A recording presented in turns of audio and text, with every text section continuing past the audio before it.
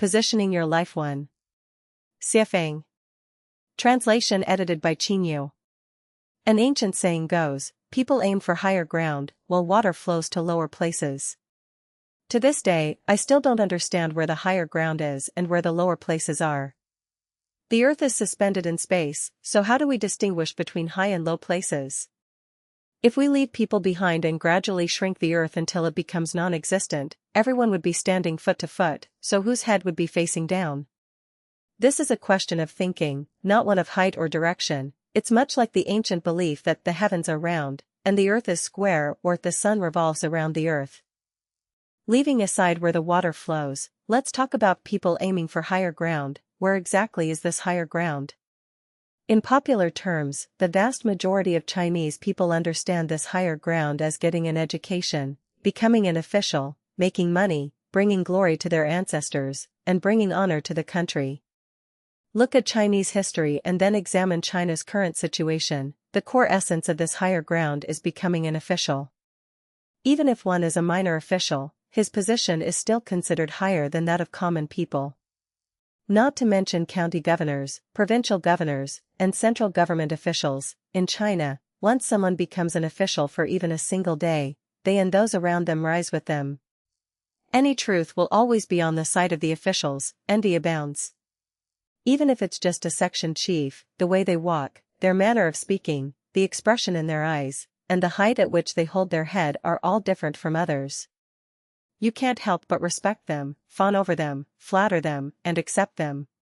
So, without a doubt, the so-called people aim for higher ground has had its mystery uncovered. It's all about striving to become an official, running for office, trying to be an official, and holding on to that position. All other pursuits are inferior, only becoming an official is high. What do scholars amount to? Aren't they just there to serve the officials? What does money amount to? If you don't curry favor with officials, who knows when that money might end up in their pockets?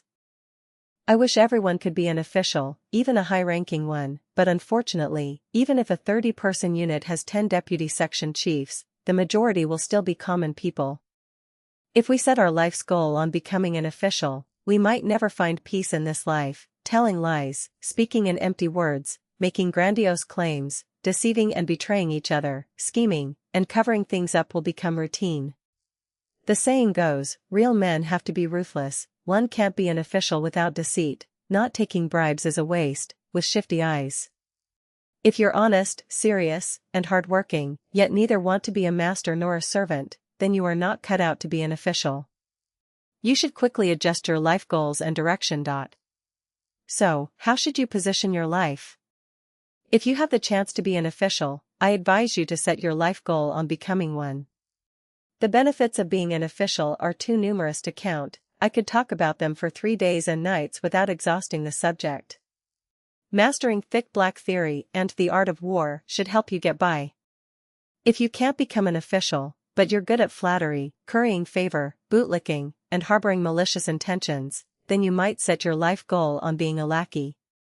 This way, you'll be assured of having leftover food to eat and dregs of wine to drink, which is better than being an honest, simple commoner. If you can't become an official through the usual means, you can still aim for it indirectly. Why not organize an opposition party to try to overthrow the current government? If by chance you succeed in toppling the regime, then those positions like ministers, governors, and county chiefs would be as easy to grab as something within arm's reach, a sure thing. How do you overthrow the current regime? Just loudly proclaim democracy, freedom, human rights, and equality, then keep a close watch on the regime's flaws, magnify them, and incite the masses to revolt. Promise them that once you're in power, everyone will be able to eat while sleeping, live in golden houses, and have beauties at their disposal. This way, you'll be successful. Set your life goal on this, and your future is limitless. But if you end up in prison or lose your head, you shouldn't regret it. You can even borrow the compassionate words of Kitagarbha Bodhisattva, "If I don't go to hell, who will?" to demonstrate your noble righteousness. If you like wealth, then position your life's goal on maximizing profit.